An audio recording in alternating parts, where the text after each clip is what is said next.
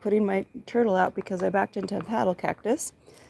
Thankfully, it's not where I sit, but my hubby might have to help me when he gets home. But when we were walking, I walked on the back side of the subdivision and I was able to see a lot of the landscaping. And even though our trees look rough, they're still alive. A lot of people have dead trees as a result of this heat wave we've had. So I guess I don't feel quite as bad. Ooh, well, yeah, something's been nibbling on this one. They split open in the heat. I read because of inconsistent watering, which I don't know, how do you water in the weather we've had? But yeah, something was nibbling on this one. Oh well. But I don't feel so bad because our trees are actually doing so much better than a lot of the other trees that I saw. And we haven't dropped any more fruit, which is amazing. The grapefruit has all its fruit. The lemon still has the lemons that it's put on.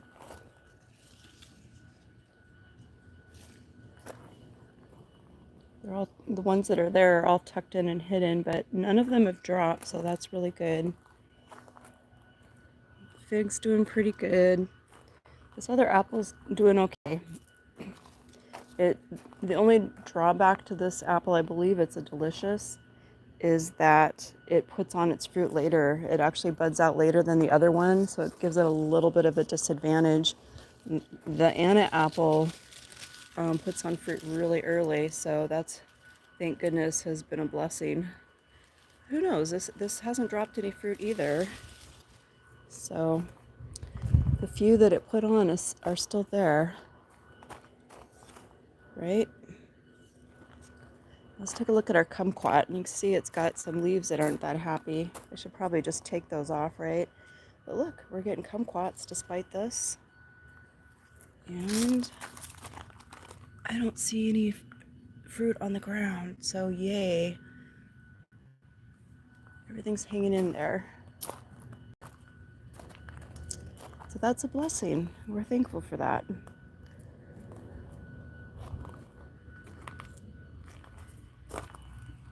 This fig looks like that's a little dried out there, but ooh.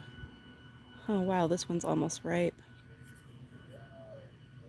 I'm happy about that. Figs are really delicious. I really, really like them. I never had a ripe fig, like a raw ripe fig, until we moved here. The only figs that I ever had access to in Alaska were dried figs, which I didn't think were especially, ooh. All right, so Asian beetles apparently do eat figs. I'm gonna have to kill that guy. Yep, gonna have to get rid of him.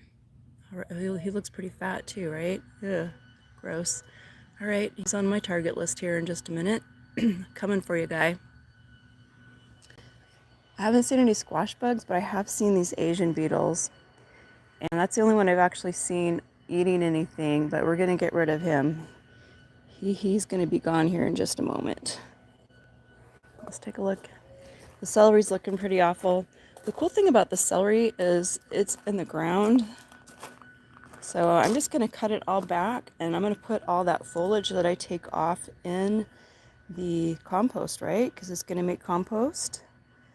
And the plant bases are actually alive. The ones that I already cut back, you can see they have fresh new foliage on them. So the trees themselves are actually, or I mean the celery themselves are actually doing okay.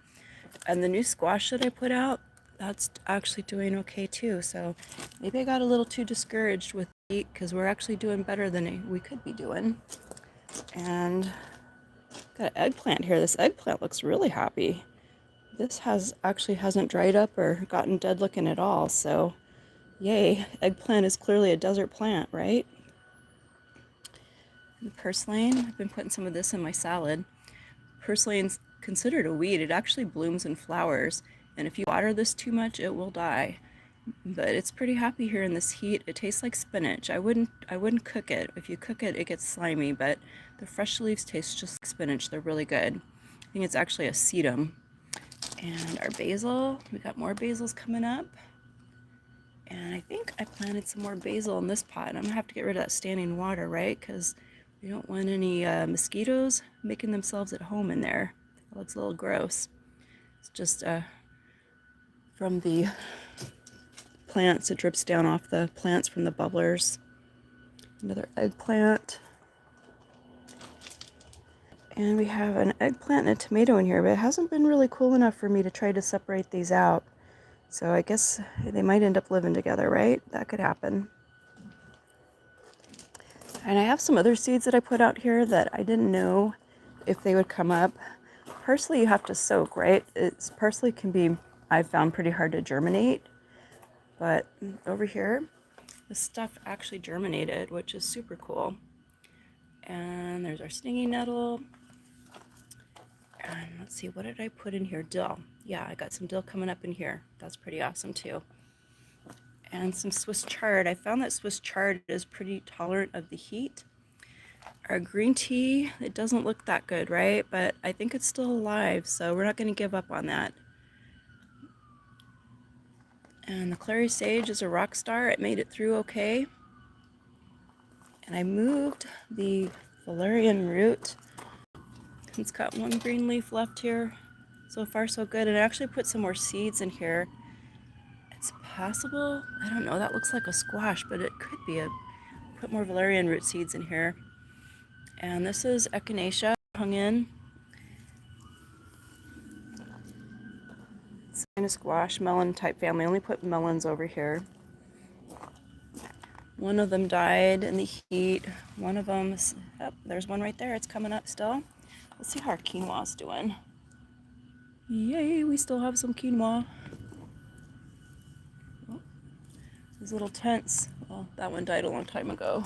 These little tents were pretty successful. It both gave it a little sunscreen and kept the critters from eating them. Ooh, we better move this one.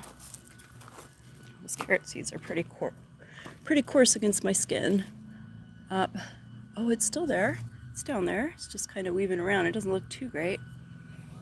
Yeah, these are the carrot seeds. I'm gonna plant these here soon. Look, those, I always let some go to seed because then I have carrot seeds. And these carrots actually, they've done remarkably well.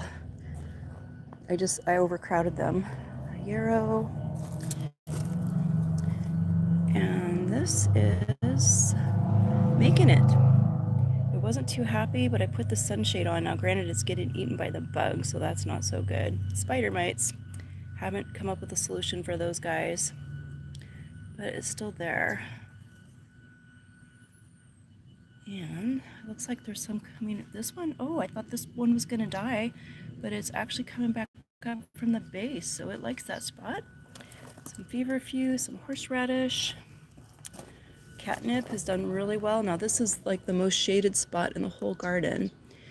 And these are some tomatoes that I got free seed from Baker. I believe they're Thornton tomatoes.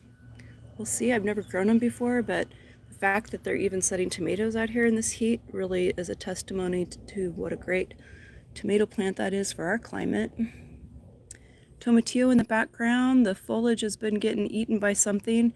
It is flowering though, so we will get tomatillos. So yay. And these are probably just cherry tomatoes right here. And our Stella cherry is hanging in there. It's got some leaves that don't look that great, but it's hanging in there. I guess I hopped back on here, Anna Apple. I hopped back on here just because I had been so discouraged in this heat with our garden. And once I walked and saw everybody else's landscaping, I thought, you know what, we're not doing that bad. Don't give up, just keep trying. And that's my message for the day. And be thankful for everything you have. Well, thanks for joining me again. Have a blessed day. Thanks for watching.